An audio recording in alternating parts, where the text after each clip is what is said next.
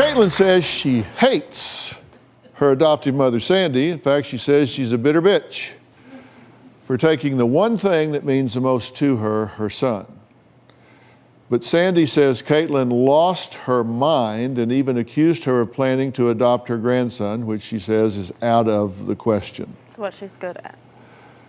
And what I'm trying to say to you, Caitlin, is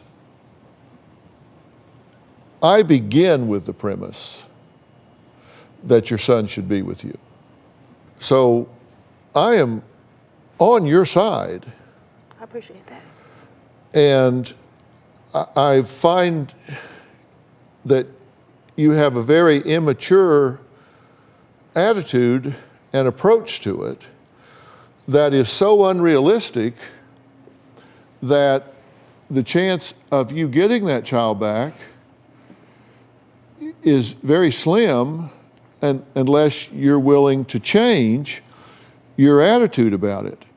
She doesn't have the power to turn this child over to you now, because you guys have invited the court into your family. She invited the court. And at this point, the court has to be satisfied that you are a fit parent. So a social worker or an officer of the court, you have to demonstrate to them, and they will then advise the judge that you meet these 10 criteria. And if you say, I've seen the child a total of 3 or 4 hours in the last 7 months, let's say, call me when you are more consistent.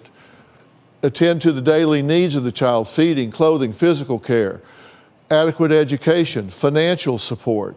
You have the ability to prioritize the child's needs ahead of your own.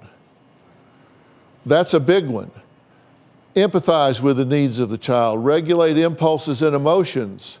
They're going to say, how'd you break that foot? And you're going to say, it doesn't matter, we're here to talk about my son. And they're going to say, no, it does matter.